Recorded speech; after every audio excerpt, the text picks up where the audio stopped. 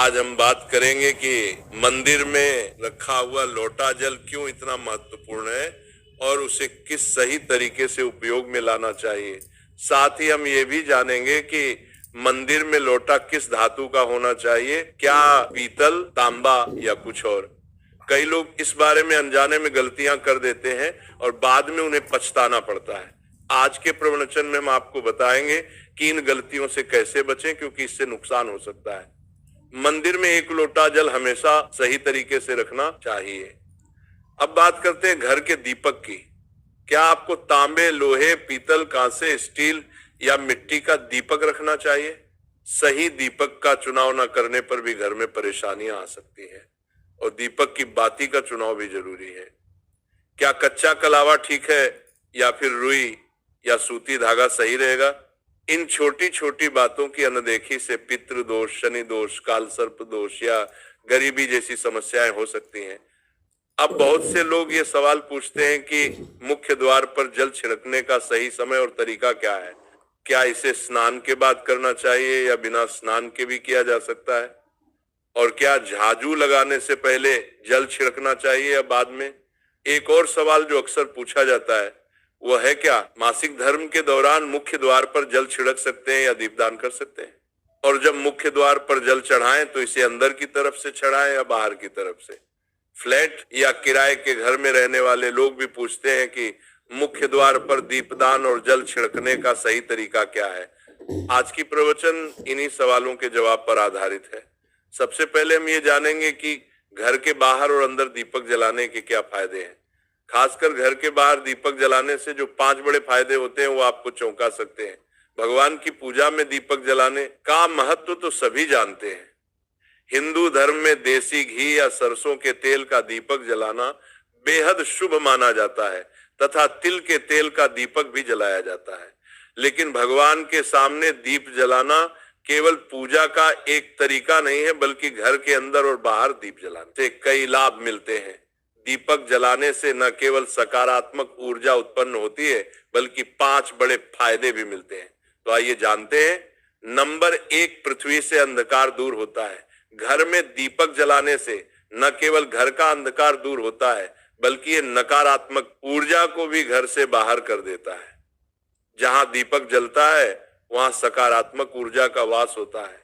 स्वाभाविक है कि जहां सकारात्मक ऊर्जा होगी वहां भगवान का भी वास होगा।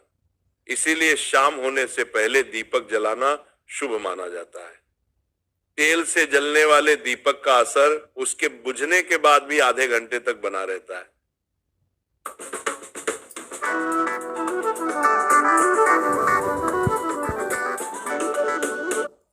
बुझने के बाद भी आधे घंटे तक बना रहता है, जबकि शुद्ध देसी घी का दीपक वातावरण को करीब 4 घंटे तक सकारात्मक रखता है। नंबर 2, दीपक जलाने का वैज्ञानिक लाभ। जब घर में शुद्ध घी या सरसों के तेल का दीपक जलता है तो उसके धुएं से घर के माहौल में सात्विकता आती है। यह धुआं हानिकारक कणों को नष्ट करता है और वातावरण को शुद्ध बनाता है। नंबर 3, सुख समृद्धि का वास।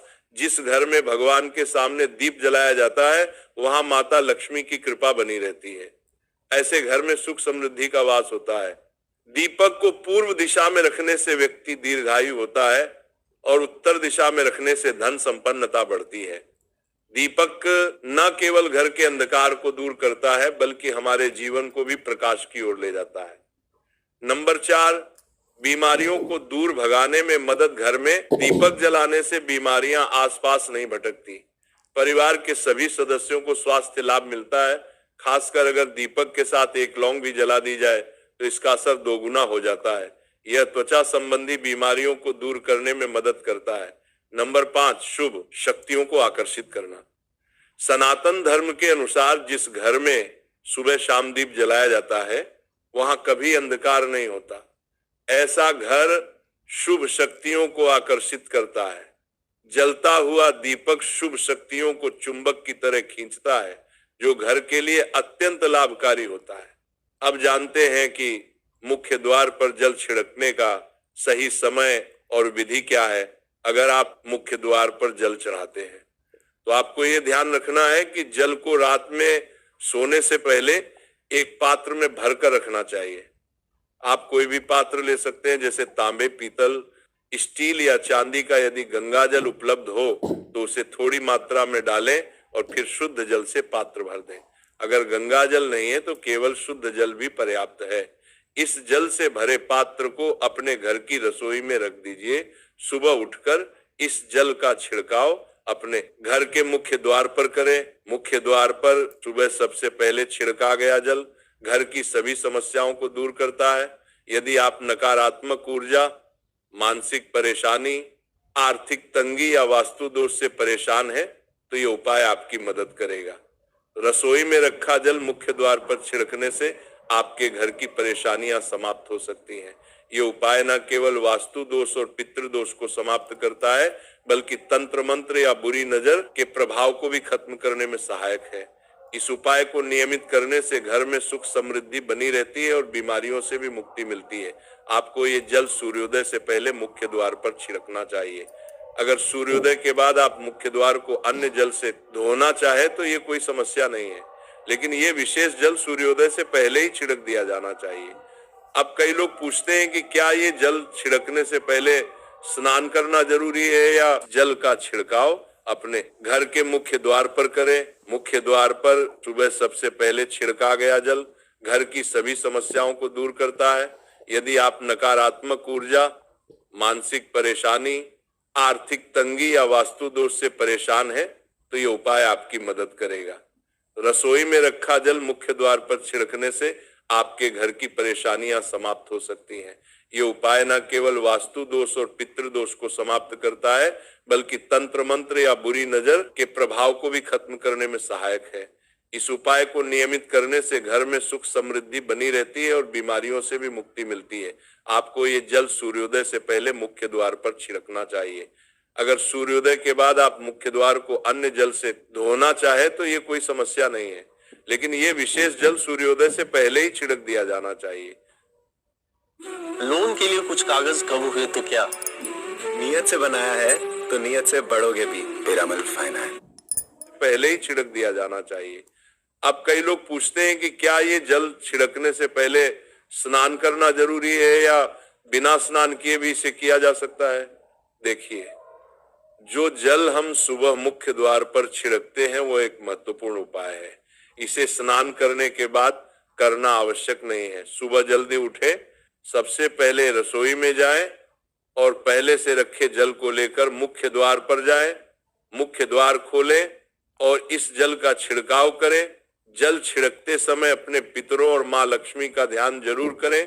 ऐसा कहा जाता है कि सुबह सुबह माँ लक्ष्मी हर घर के द्वार पर आती है। जिन घरों के द्वार खुले होते हैं और जहां जल का छिड़काव किया गया होता है वहां माँ लक्ष्मी प्रवेश करती है। जल छिड़कते समय अपने मन में माँ लक्ष्मी से प्रार्थना करें, माँ लक्ष्मी कृपया मेरे घर में प्रवेश करें, मैं आपका स्वागत करने के लिए तैयार हूं। इसके बाद पितरों का ध्यान करें, क्योंकि घर की दहलीज को पितरों का वास स्थान माना जाता है। जब आप दहलीज पर जल छिड़कते हैं तो पितर प्रसन्न होते हैं और उनका आशीर्वाद आपको मिलता है। स्नान करने की आवश्यकता नहीं है, आप बिना स्नान किए भी ये कार्य कर सकते हैं। अब आपके अगले प्रश्न की बात करें, क्या जल का छिड़काव झाड़ू लगाने के बाद करना चाहिए या पहले? इसका उत्तर यह है कि सुबह उठने के बाद सबसे पहला कार्य जल का छिड़काव करना चाहिए। इसके बाद आप झाड़ू लगा सकते हैं। सुबह उठते ही सबसे पहले बिस्तर पर बैठकर अपने दोनों हथेलियों को देखें और माँ लक्ष्मी का ध्यान करें। यदि चाहे तो निम्न मंत्र का उच्चारण कर सकते हैं। कराग्रे वस्ते लक्ष्मी कर मध्य सरस्वती कर मूल तू ब्रह्मा प्रभाते कर दर्शनम। फिर दोनों हाथ जोड़कर देवी देवताओं को प्रणाम करें। इसके बाद हाथ से धरती को स्पर्श कर प्रणाम करें और धीरे से अपना दाहिना पांव जमीन पर रखें। फिर रसोई में जाकर जल लें और मुख्य द्वार पर जल छिड़कें। जल छिड़कते समय माँ लक्ष्मी और पितरों का ध्यान अवश्य करें। उसके बाद आप अपने घर के अंदर आकर अपनी दिनचर्या जैसे झाड़ू लगाना, स्नान करना आदि कर सकते हैं। अब कुछ लोगों का यह सवाल होता है कि क्या जल छिड़कने के बाद मुख्य द्वार की सफाई की जा सकती है? तो हाँ, आप ऐसा कर सकते हैं। पहले रसोई में रखा जल मुख्य द्वार पर छिड़क दें। इसके बाद अतिरिक्त पानी लेकर मुख्य द्वार की अच्छे से सफाई झाड़ू या पानी से कर सकते हैं। कुछ लोग पूछते हैं कि अगर वे फ्लैट या किराए के कमरे में रहते हैं तो जल का छिड़काव और दीपदान कहाँ करें? तो इसका उत्तर यह है कि आप जहां रहते हैं वहां के मुख्य द्वार को ही माने। मतलब जिस दरवाजे पर आपका नाम लिखा हो या नेम प्लेट लगी हो वही जल छिड़कें और दीपदान करें।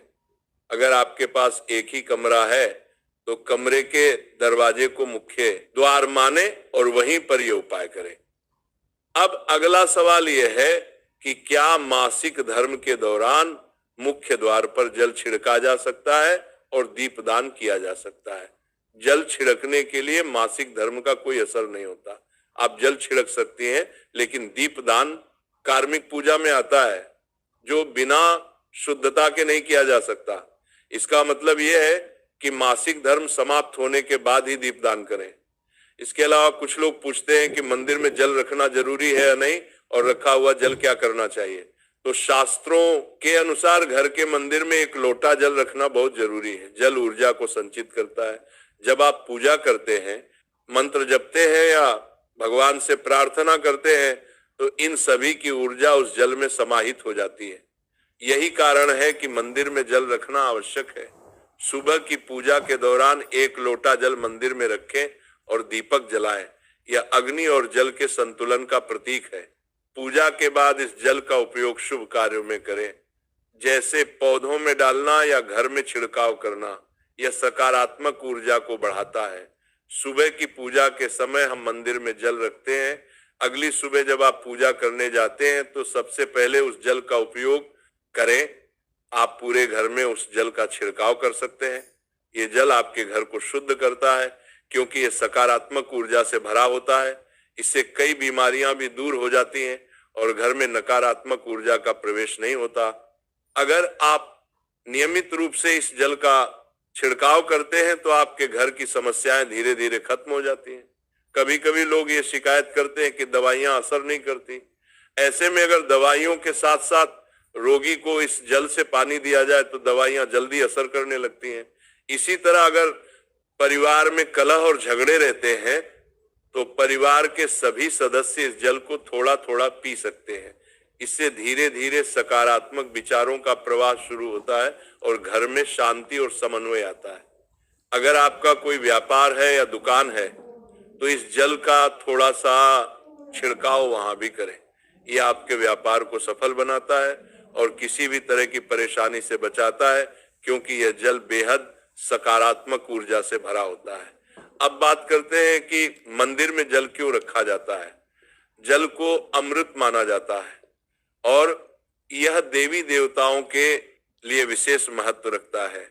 मंदिर में एक लोटा जल रखना उतना ही आवश्यक है जितना कि आप रोजाना भोजन करते हैं। जब हम भगवान की पूजा करते हैं तो तांबे या पीतल के पात्र में एक लोटा जल जरूर रखना चाहिए। ये जल एक सागर की तरह होता है और हमारे जीवन के दुखों को समाप्त करने में मदद करता है। यदि कोई व्यक्ति भगवान को रोजाना भोजन नहीं कर सकता तो वो मंदिर में एक लोटा जल रख सकता है जिससे उसकी पूजा पूरी होती है, ताकि भगवान इसे ग्रहण करें। और ये जल रूपी प्रसाद अगले दिन सुबह आप प्रसाद समझकर ग्रहण। Made with thinly sliced potatoes, Lay's wafer chips, so light, so good.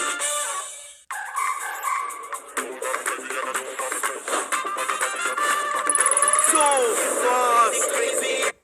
अगले दिन सुबह आप प्रसाद समझकर ग्रहण करें, लेकिन याद रखें मंदिर में रखा जल कभी भी तुलसी में अर्पित नहीं करना चाहिए क्योंकि ये जल सभी देवी देवता ग्रहण करते हैं। हाँ, अगर आपके घर में लड्डू गोपाल या राधा कृष्ण है और आप एक लोटा जल उनके लिए अर्पित करते हैं तो आप अगले दिन यानी सुबह के समय वो जल तुलसी में चढ़ा सकते हैं। मंदिर में रखा जल अगले दिन यानी सुबह अपनी आंखों को धोने के लिए प्रयोग करें। इससे आंखों की रोशनी बढ़ती है और आंखों की बीमारियां दूर होती हैं। शास्त्रों के अनुसार जो लोग मंदिर में एक लोटा जल भरकर नहीं रखते उनके घर में अकाल पड़ जाता है, घर की स्थिति खराब हो जाती है, परिवार में मुसीबतें आ जाती हैं और गरीबी का सामना करना पड़ता है। आप चाहे तो एक लोटा जल में फूल आदि डालकर रख सकते हैं जो बहुत शुभ माना जाता है। मंदिर में रखा जल का एक और उपयोग ये है कि इसे घर की रसोई में खाना बनाने में या पीने में भी प्रयोग कर सकते हैं। लेकिन ये जल तभी इस्तेमाल करें जब आपके घर में सात्विक भोजन बनता हो। अगर लहसुन या प्याज का इस्तेमाल होता है तो इस जल का प्रयोग खाना बनाने में नहीं करें। इस जल को परिवार के सभी सदस्य थोड़ी थोड़ी मात्रा में पी सकते हैं और बचा हुआ जल आप घर के पौधों में डाल सकते हैं। ये जल व्यर्थ नहीं होता, इसके बहुत सारे उपयोग होते हैं। अगर हम सही तरीके से इसका प्रयोग करें तो ये हमारे जीवन की परेशानियां को सुलझा सकता है। मंत्रों से अभिमंत्रित, विप्तराम को मंत्रों से अभिमंत्रित जल बहुत शक्तिशाली होता है और हमारे घर के मंदिर में रखा जल देवताओं का आशीर्वाद होता है, क्योंकि वो हमेशा देवताओं के पास होता है। इस जल में सभी नकारात्मक शक्तियां समाहित होती हैं और अगर हम इसका सही प्रयोग करें तो ये हमारे जीवन में सकारात्मक परिवर्तन ला सकता है। मतलब आप जल को पीने, खाना बनाने, घर में छिड़काव करने में इस्तेमाल करते हैं तो इससे हमारी समस्याओं का समाधान होता है और अगर कोई भी कार्य नियमित तौर पर किया जाता है तो हमें उसका लाभ जरूर मिलता है। कभी कभी करेंगे तो उतना लाभ दिखाई नहीं देगा, लेकिन अगर आप नियम बना ले कि हर रोज उसी जल से घर में छिड़काव करना है, घर के हर व्यक्ति को थोड़ा थोड़ा पीने के लिए देना है, बचा हुआ जल पौधों में डालना है, दुकान पर छिड़कना है, व्यापारिक स्थल पर छिड़काव करना है, बच्चों की किताबें और तिजोरी में छिड़काव करना है, तो आपको निश्चित ही चमत्कार देखने को मिलेगा। इसी तरह से जो रसोई में रखा हुआ जल होता है उसका छिड़का आप अपने घर के मुख्य द्वार पर रखें तो इसका लाभ बहुत जल्दी दिखाई देगा। लेकिन इसे अपने रूटीन में शामिल करना होगा और प्रतिदिन नियम से ये कार्य करना होगा, तभी आपको लाभ मिलेगा। कई लोगों के सवाल होते हैं कि मंदिर में रखा जल जब हम अगले दिन उठाते हैं तो उसमें कभी कभी कीड़े मकोड़े पड़ जाते हैं, तो क्या हम उसे ढक सकते हैं? हाँ, आप उसे पूजा के बाद किसी प्लेट या कटोरी से ढक सकते हैं। जब आप अगले दिन उस जल को उठाएंगे तो वह बिल्कुल शुद्ध और साफ सुथरा होगा। आप इस जल का प्रयोग किसी भी कार्य में कर सकते हैं। जब भी आप घर के मुख्य द्वार पर जल छिड़काव करें तो गणेश जी का मंत्र ओम गणपतये नमः जरूर बोलें और जो हमने आपको वीडियो में बताया है उसे ध्यान से समझकर अपने घर के मुख्य द्वार पर जल का छिड़काव करें। अब जानते हैं कि दीपक किस पदार्थ का होना चाहिए, लोहे का, तांबे का, पीतल का, कांसे का, स्टील का या मिट्टी का। आखिर घर में कौन सा दीपक रखना शुभ माना जाता है? अगर गलती से भी घर में गलत पदार्थ का दीपक रखा है तो पूरा घर अस्त व्यस्त हो जाएगा, कंगाल हो जाएगा और बर्बाद हो जाएगा। देखिए, स्टील के दीपक में पूजा करने से घर में शनि को नाराज किया जाता है। लोहे के दीपक से भी पूजा नहीं करनी चाहिए क्योंकि इससे घर में गरीबी आ जाती है। बाजार में लुभाने के लिए कांच के दीपक भी आ गए हैं, लेकिन बिल्कुल भी गलती से भी घर में कांच का दीपक ना लाएं, नहीं तो राहु केतु आपके घर में आ सकते हैं और घर बर्बाद हो सकता है। कांच का दीपक शनि और राहु को नाराज करता है। तांबे का, पीतल का और मिट्टी का दीपक धन की देवी लक्ष्मी को आकर्षित करता है। घर में कोई भी अन्य प्रकार का दीपक लाना सही नहीं माना जाता। पीतल और मिट्टी के दीपक को शुभ और मंगलकारी माना जाता है क्योंकि ये शनि और राहु केतु को प्रसन्न रखता है। साथ ही मंगल ग्रह का भी असर कम करता है। कच्चा कलवा और रुई से जलने वाला दीपक सर्वोत्तम होता है। जो लोग सूती धागे से हाथ पर बांधने वाली बाती तैयार करते हैं उनके घर में समस्याएं और गरीबी आ सकती हैं। रुई और कच्चा कलवा का दीपक ही शुभ माना जाता है। अब जानते हैं मंदिर में घंटी क्यों बजाई जाती है? शंकर के मंदिर में घंटी बजाने का उद्देश्य क्या है? तालियां बजाई जाती है। शास्त्रों के अनुसार जब भी आप मंदिर या घर में घंटी बजाते हैं तो शिव महापुराण, लिंग पुराण और विष्णु पुराण में कहा गया है कि घंटी का नाद करते ही जितने तीर्थ हैं, साधक जो साधना कर रहे हैं, जप और तप हो रहे हैं, जितने दान किए जा रहे हैं, उन सभी पुण्यों का फल उस समय आपके खाते में जमा हो जाता है। अब मंदिर में ताली बजाने का महत्व भी समझे। जब लोग भजन कर रहे होते हैं, साधना में होते हैं, अभिषेक कर रहे होते हैं या पूजा में व्यस्त होते हैं तो 3 बार ताली बजाने से उनका पूरा पुण्य हमारे खाते में आ जाता है, जिससे हमारा भाग्य उज्जवल हो जाता है। एक महत्वपूर्ण बात यह है कि घर में गरुड़ घंटी का नाद करना बेहद शुभ माना जाता है, मगर बच्चों को खेल के तौर पर घंटी नहीं दी जाती, क्योंकि घंटी का नाद करते समय सभी का पुण्य हमारे खाते में आ जाता है। इसलिए घंटी का नाद केवल पूजा और भजन के समय ही करना चाहिए, इसे खेल खिलौने के रूप में न ले। मंदिर में घंटी बजाने का तरीका भी महत्वपूर्ण है। यह हमेशा प्रेम और श्रद्धा से बजानी चाहिए, न कि जोर जोर से। कई बार लोग मंदिर का पट बंद होने के बाद भी घंटी बजा देते हैं, जिससे पाप लगता है। अगर भगवान मंदिर में विश्राम कर रहे हैं तो उसे समय घंटी बजाना घोर पाप माना जाता है। मंदिर बंद होने पर घंटी को रस्सी से बांध दिया जाता है ताकि वह न बजे। घंटी बजाने का सबसे शुभ समय सुबह 4 बजे से लेकर 11 बजे तक होता है, क्योंकि यह समय अत्यंत मंगलकारी होता है। इसके अलावा शाम 6 बजे से रात 11 बजे से पहले भी घंटी बजाई जा सकती है। रात 12 बजे के बाद मंदिर के पट बंद कर दिए जाते हैं और देवी देवता विश्राम करते हैं। इस समय घंटी बजाना पुण्य के बजाय पाप का कारण बन सकता है। आज की प्रवचन आपको कैसी लगी, कृपया कमेंट करके हमें बताएं। अगर आप माता लक्ष्मी का सम्मान करते हैं तो एक लाइक जरूर करें और हमारे चैनल को सब्सक्राइब करके कमेंट में जय माता लक्ष्मी जरूर लिखें। धन्यवाद।